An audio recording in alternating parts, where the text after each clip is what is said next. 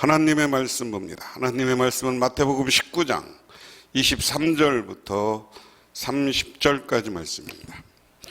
마태복음 19장 23절부터 30절, 신약성경 33쪽입니다. 예수께서 제자들에게 이르시되 내가 진실로 너에게 이르노니 부자는 천국에 들어가기가 어려우니라. 다시 너희에게 말하노니 낙타가 바늘귀로 들어가는 것이 부자가 하나님의 나라에 들어가는 것보다 쉬우니라 하시니라. 제자들이 듣기 몹시 놀라 이르되 그렇다면 누가 구원을 얻을 수 있으리이까? 예수께서 그들을 보시며 이르되 사람으로는 할 수 없으나 하나님으로는 다 하실 수 있느니라. 이에 베드로가 대답하여 이르되 보소서, 우리가 모든 것을 버리고 주를 따라온대 그런즉 우리가 무엇을 얻으리이까? 예수께서 이르시되 내가 진실로 너에게 이르노니 세상이 새롭게 되어 인자가 자기의 영광의 보좌에 앉을 때에 나를 따르는 너희도 12보좌에 앉아 이스라엘 12지파를 심판하리라. 또 내 이름을 위하여 집이나 형제나 자매나 부모나 자식이나 전토를 벌인 자마다 여러 배를 받고 또 영생을 상속하리라. 그러나 먼저 된 자로서 나중되고 나중된 자로서 먼저 될 자가 많으리라. 아멘. 부자 청년이 떠난 후에 예수님은 제자들을 향해서 부자가 천국에 들어가기가 어렵다 이렇게 말씀하십니다. 얼마나 어려우냐? 차라리 낙타가 바늘귀 들어가는 것이 부자가 하나님 나라 들어가는 보다 쉽다 이렇게 이야기합니다. 예수님은 그 당시 그 지역에서 가장 큰 동물인 낙타와 가정이 있는 것 중에 가장 작은 구멍을 가진 바늘을 비유로 사용하십니다. 이 비유를 받아들일 만하게 만들고자 낙타를 밧줄로 해석하거나 바늘구멍을 좁은 문으로 이해하려는 시도는 오늘 본문을 내 의도를 벗어나는 것이다. 예수님은 일부러 과장된 비유를 사용하시므로 재물의 유혹에서 벗어나는 것이 얼마나 어려운지 선명하게 보여주고 있다. 오늘 이야기는 어떤 겁니까? 지난 시간에 말씀한 것처럼 어느 부자가 와서 어떻게 해야 영생을 얻으리까 하고 예수님에게 물었을 때 너는 율법을 지켰냐? 다 지켰습니다. 그러면 내 재산을 팔아 이웃에게 가난한 이들에게 나누어주고 나를 따르라 하니까 근심하며 돌아갔다.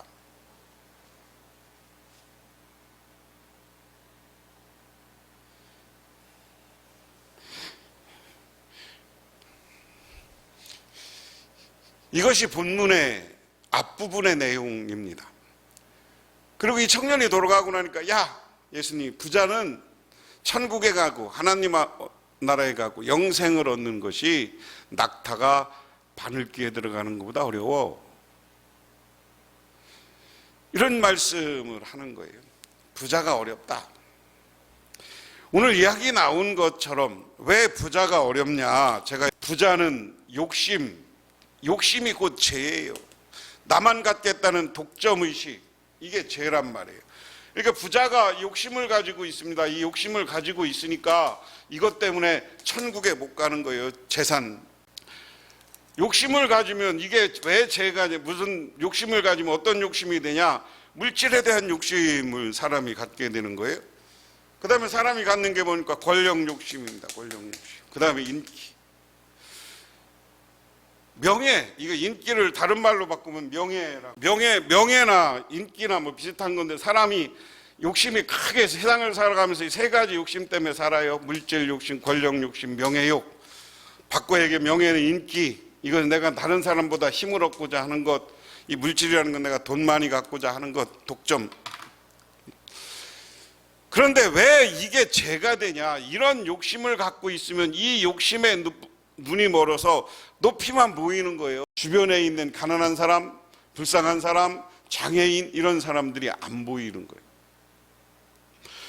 교회가 이런 물질이 너무 풍부하면 교회가 지금 어떻습니까? 대리석으로 교회는 화려하게 져 있는데 거기에 가난한 사람들이 들어올 수 있겠어요? 우리나라 교회가 부흥하면서 대형화되면서 교회를 참 멋있게 크게 엄청난 사람들을 불러서 여기는 대형 교회를 하는 목사님들에게는 이 명예욕하고 같이 있어요. 명예욕. 욕심이라는 건 우리의 죄를 만들어내고 우리 하나님 앞에 우리는 구원받지 못하는 거예요. 그런 걸 알기 때문에 예수님이 통렬하게 이야기하는 거예요. 여기 부자라고 얘기했지만 꼭 부자만은 아니라 욕심 부리는 모든 이들을 향한 우리말이에요. 하느님 나라 가는 건 낙타가 바늘귀만큼 들어가는 것보다 어려워. 그러니까 제자들이 25절에 묻습니다. 제자들이 듣고 몹시 놀라 이르되 그렇다면 누가 구원을 얻을 수 있으리까? 아니 부자가 못 들어가면 누가 지금까지는 하나님 나라가 가난한 사람들, 병든 사람들, 이런 사람들은 저주받은 사람이라고 그랬어요. 그 사람들을 죄인이라고 부자들이 몰아세웠어요. 그러니까 죄인인 줄 알았어요. 그러면 부자가 못 받으면 부자는 하나님의 복이라고 생각하고요. 그럼 부자가 복을 못 받으면 천국에 못 들어가면 어떻습니까? 그러니까 예수님이 뭐라고 합니까? 예수께서 그들을 보시며 이르시되 사람으로는 할 수 없으나 하나님으로는 다 하실 수 있느니라. 하나님으로는 하실 수 있느니라. 여기 중요한 게 이걸 바울 신학하고 연결되면 제가 지난 주일날도 설교 시간에 말씀드렸지만 하나님이 구원한다는 거예요. 그것은 바울 신학하고 연결되면 하나님이 의롭다고 인정하는 거예요. 의인. 이따가 설명하겠습니다마는 25절 이야기에는 우리가 구원받고 안 받고는 하나님이 할 수 있다. 하나님이 의롭다고 인정하면 그 사람이 구원받는 것이다. 그렇게 해서 우리는 이 땅에 살아가면서 하나님 앞에 의롭다고 인정받기 위해서, 하나님께 인정받기 위해서 노력해야 되는 겁니다. 하나님이 하실 수 있어요. 그런데 여기에 재미있는 표현을 우리 교재에는 이야기했습니다. 여기 보면 예수님이 제자들을 보시며라는 거예요. 보신다란 말은 엠블레시스라는 말입니다. 보시며로 번역되어 있습니다. 하지만 이것은 예수님이 한 사람만 뚫어지게 본 게 아니라 제자들을 쭉 쳐다본 거예요. 이게 교육학에서 우리가 시선 처리라는 게 중요한 거예요.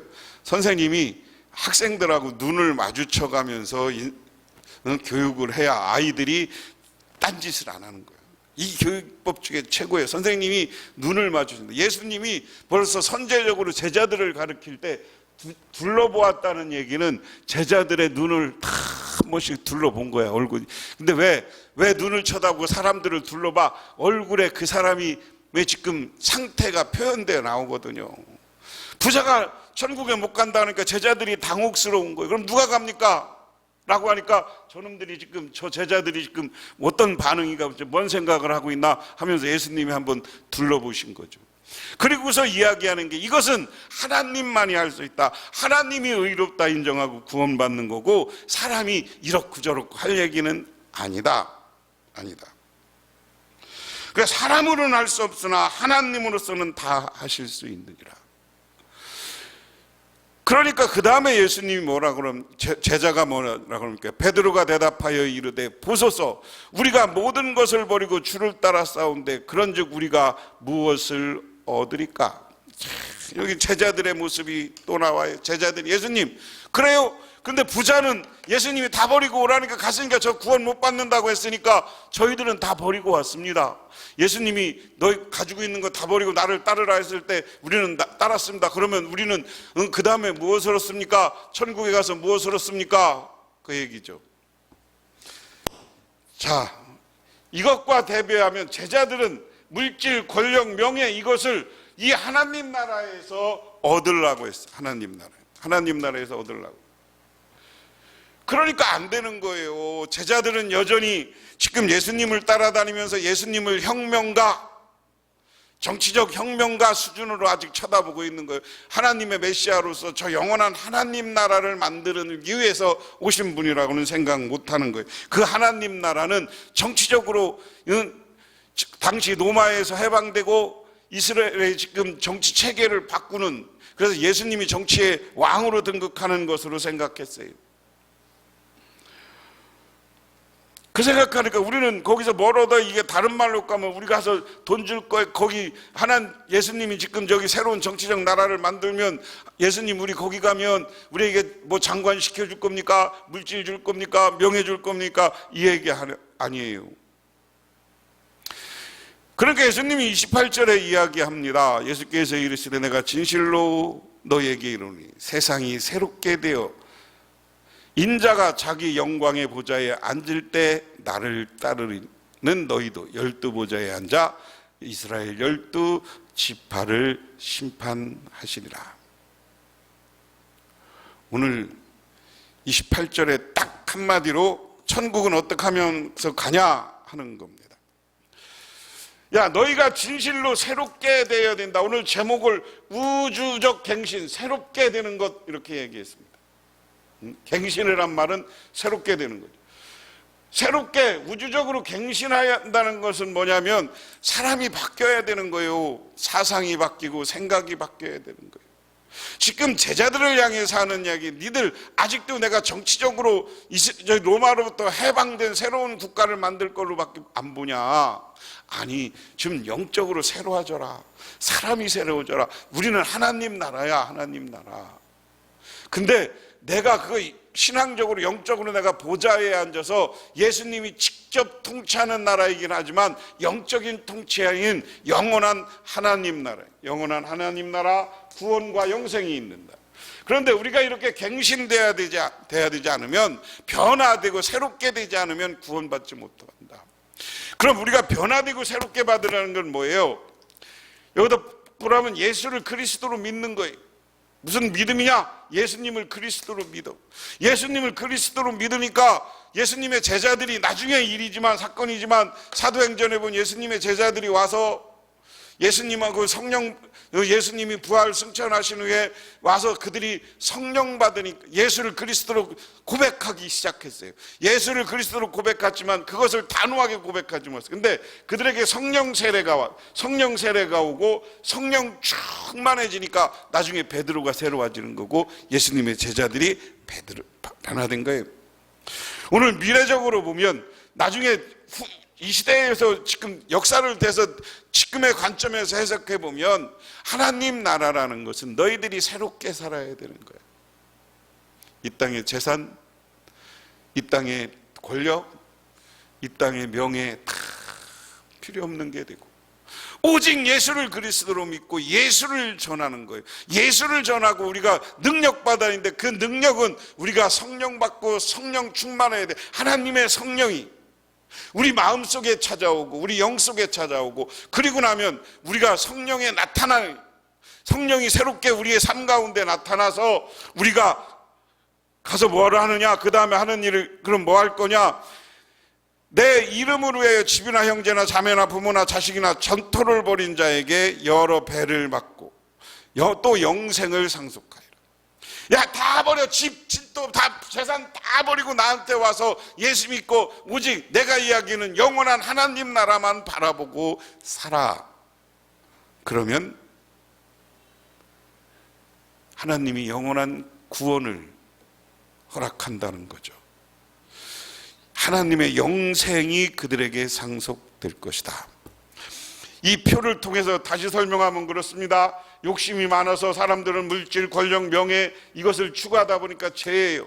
이 죄의 상태에서는 하나님 나라에 갈 수 없습니다. 그런데 우리가 새롭게 갱신되고 새롭게 변화해야 돼. 우리가 새롭게 갱신되고 변화되어야 되는 것은 예수를 그리스도로 믿고 성령 충만함을 입어. 성령 충만함. 그러면 성령 충만한 사람들은 어디 가나 다 모든 욕심을 버리고 예수를 전하게 돼 있고 전도하게 돼 있고 저 영원한 하나님 나라만 바라보며 살아가게 돼 있다. 그럼 이 하나님 나라는 구원의 나라고 영생의 나라다. 그런데 여기서 갱신되어야 하나님이 의롭다고 인정받는다 하는 겁니다. 그래, 하나를 더 얘기하면 의롭다가 인정받는 건 먼저 된 자가 나중되고 나중된 자가 먼저 되리라. 야, 이것은 예수 믿고 깨닫고 성령 받는 게 먼저 중요한 거야. 니들 먼저 나랑 제자 오래됐다고 까불지 마. 제자로 따라다녔어도 성령 받지 않고 회개하고 너희가 새롭게 되지 않으면 지금 내가 만드는 하나님 나라의 새로운 나라에 가서 아직 내가 정치적인 나라를 혁명의 나라를 세워서 거기서 출세할 생각하지 마. 낮아져. 가난한 사람들을 바라봐. 그러면 하나님이 너희들을 축복할 것이다. 축복할 것이다. 여러분, 우리가 잘 아는 예화 이야기가 있잖아요. 노벨이라는 사람이 노벨상을 만든 이야기가 있잖아요. 노벨이라는 사람이 다이너마이트를 개발해서 이것을 가지고 엄청난 부를 축적했습니다. 근데 그 사람이 52살 때 신문에 노벨 죽다, 죽지도 않고 살아있는데 그런 기사가 난 거예요. 그 기사를 보고서 자기가 깜짝 놀란 거, 내가 지금 돈을 위해서 살았는데 이제 내가 죽었다고 신문에 나는데 앞으로 죽음 후의 세상은 어떨 것인가. 그러다 보니까 안 되겠구나. 그때부터 자기 재산을 기부하기 시작하고 많은 가난한 사람들과 학교를 세우고, 그리고 나중에 모든 재산을 자기 노벨재단을 만들어서 훌륭한 업적, 과학적, 문학적, 세계에서 훌륭한 일을 한 사람들에게 상을 주자. 그래서 만드는 게 지금 노벨상 아닙니까? 노벨 화학, 노벨 의학, 노벨 평화상. 우리나라는 김대중 전 대통령께서 노벨 평화상 그분 한 분밖에 못 받았죠. 이것처럼 자기가 돈만 알던 삶에서 이제는 자기의 죽음이라는 기사를, 잘못된 기사를 보고 자기가 회개하고 새로워진 거예요. 자기의 삶을 바꾸고 갱신한 거예요. 자기의 삶을 바꾸고 갱신하니까 하나님의 뜻을 따라 살아가는 거예요. 그러니까 이제는 베풀고 나누는 삶을 살. 자기가 갖고 있는 재산도 필요 없으니까 이걸 다 주기 시작해. 이게 구원받는 거예요. 그런 사람을 오늘 의인, 하나님이 구원의 문제는 하나님이 할 수 있다는 건 그런 사람을 하나님이 의롭다가 인정하고 구원자의 자리, 축복받는 자리, 영원한 영생의 자리, 하나님의 백성의 자리로 하나님이 우리를 인도하시는 줄 믿으시기 바랍니다. 아무쪼록 지금까지 우리가 욕심을 갖고 살았다면, 아무쪼록 우리가 지금까지 욕심에 묻혀 살았다면, 그래서 권력, 돈, 명예를 추구하고 살았다면 이제 하나님 앞에 회개하고 새로운 사람이 되시기를 바랍니다. 그래서 이제는 예수가 내 중심이 돼야 되고, 전도가 내 중심이 돼야 되고, 내가 가지고 있는 하나님이 주신 재산 가지고 어려운 사람들에게 베풀고 나눌 수 있는 사람이 되어서 하나님으로부터 의롭다고 인정받고, 하나님으로부터 참되다고 인정받고, 하나님으로부터 사랑받고 영원한 하나님 나라의 자녀가 되시고 구원받고 행복한 미래를 살아가시는 저와 여러분이 되기를 주님의 이름으로 축원합니다. 기도하겠습니다. 하나님 고맙습니다. 오늘도 저희는 주님의 은혜와 은총을 기억하며 이렇게 주님의 제단에 나와 기도하고 간구합니다. 오늘 우리가 하나님의 은혜 안에 변화받는 인생 되게 하여 주시옵소서. 하나님만을 바라보는 인생 되게 하옵소서. 우리가 새롭게 되어 갱신되는 인생을 살아서 내가 변화될 때 세상이, 우주가 새롭게 보일 것입니다. 그 자리에서 우리는 베풀고 나누고 겸손한 인생을, 예수님의 뜻을 따라가는 인생을 살아서 영원한 하나님 나라의 주인공이 되게 하옵소서. 예수님 이름 받들어 기도드리옵나이다. 아멘.